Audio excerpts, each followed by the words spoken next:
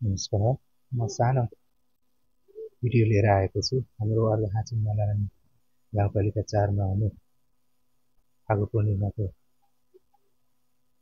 सानो भिडियो छ। हेरेर मनोरञ्जन गर्नुहोला। मैले रेडियो मालारानी खुसीको रहेछ, त्यही हाल्दैछु। हजुरहरूले हेरिदिनु होला। हाम्रो फागु पूर्णिमाको राम कस्तो लाग्छ है। हस्त नमस्कार।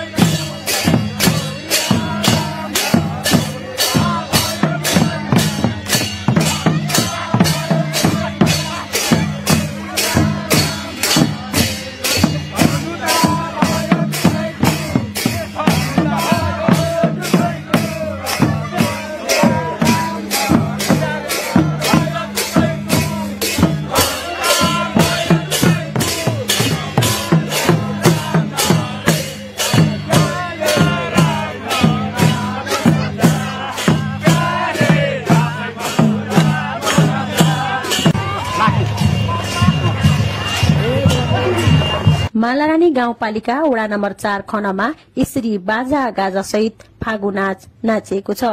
धार्मिक पुराणहरूका अनुसार दानवराज हिरण्यकश्यपले आफ्नो छोरा प्रहलादले केवल विष्णु भगवान मात्र पूजा आराधना र ध्यानमा मग्न भएको देखेर उनी क्रोधित हुन्छन्, जसका कारण उनले आफ्नी बहिनी होलिकालाई प्रहलादलाई काखमा राखेर आगोमा बस्न आदेश दिन्छन्, किनभने होलिकालाई आगोले हानि गर्न नसक्ने वरदान प्राप्त भएको थियो। तर अवस्था त्यसको ठीक विपरीत भयो। होलिका जलेर भस्म भइन् भने भक्त प्रहलादलाई केही पनि भएन। त्यही घटनालाई सम्झेर यो दिन होलिका दहन गर्ने विधान रहेको छ। सोही अनुसार आफूहरूले परम्परा चलाइरहेको मालारानी 4 का स्थानीय भीम प्रसाद रिजाल बताउनुहुन्छ।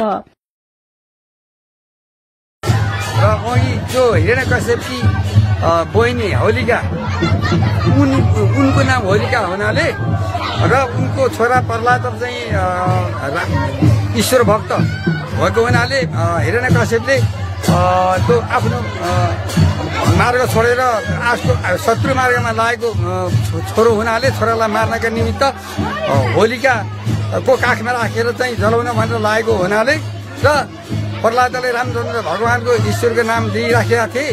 त्यस मौकामा होलिका जलिन्, प्रहलाद जलेनन्। त्यसो हुनाले त्यही होलिका भएको हुनाले यो चिरदाह गर्नुपर्ने अर्थ पनि त्यही हो। र हिजो साँझ हामीले चिरदाह गर्ने चलन अहिलेदेखि परम्परा बाबुबाजे दिदीबाजेदेखि चलिआएको हुनाले त्यही किसिमले हामीले पनि बाबुबाजेले गरेको देखासुकी गर्दै आजसम्म हामीले चाहिँ यो फाउ पर्व मान्ने र होलिका सम्बन्ध कीर्तन गर्ने नाचगान गर्ने गर्दै आएका छौँ। र अब त्यसपछि हाम्रो चाहिँ विसर्जन गर्दाखेरि यो अहिलेको संवत्सरको नामबाट लिएर त्यो संवत्सरमा के बताएको छ त्यही अनुसारको हाम्रा सर्वमाननीय आम्रित वर्गहरूलाई जे पात्रमा लेखिदिएर पठाइदिएको छ त्यही अनुसारको हामीले चाहिँ उच्चारण गरेर यसो बताइदिने चालचलन। पछिल्लो समय युवा पुस्ताहरूमा उक्त नाचप्रति कम आकर्षण भएकोमा पाका पुस्ता चिन्तित रहेका छन्। स्थानीय गंगाराम खनाल। पहिले हामी जाँदाखेरि हामी सानो छँदाखेरि मान्छे यहाँ भरि भएर हुन्थ्यो। अनि यो फाउ गाउने बुढाहरूले पनि अलि राम्रा भजनहरू किन चरित्र रामायण है त्यस्ता गरेर उहाँहरूले गाउनुहुन्थ्यो।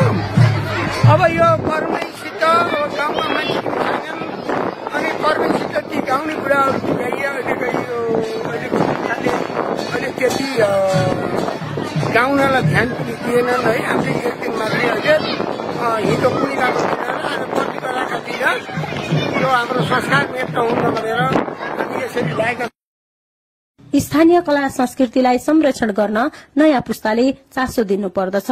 मालारानी 4 का स्थानीय ऋषिराम पोखरेल। पहिला हामीले के भन्थ्यौं भने अर्घाको मेला त्यस्तै चाहिँ यहाँ खनमा चाहिँ गएर फागु भनेको चाहिँ एकदम भव्य र सभ्य हुन्थ्यो र त्यहाँ चाहिँ व्यापार गर्नको निम्ति विभिन्न ठाउँबाट तराईदेखि ल्याएर तपाईँको जेरी पकाउनदेखि ल्याएर गुल्मीतिरबाट तपाईँको चाहिँ गुण बेच्नको निम्ति पनि त्यहाँ चाहिँ व्यापारीहरू पनि आउनुहुन्थ्यो र चाहिँ हामी यसरी चाहिँ मनाउँथ्यौँ।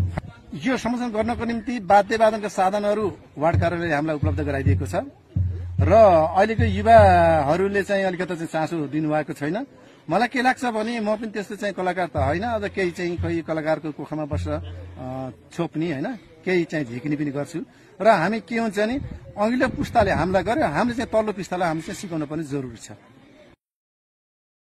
अर्घाखाँची जिल्लाको ऐतिहासिक फागु नाच संरक्षण गर्नका लागि सबै सरकारवाला लाग्नु पर्दछ। मालारानी डायरीको लागि कोपिला आचार्य, अर्घाखाँची।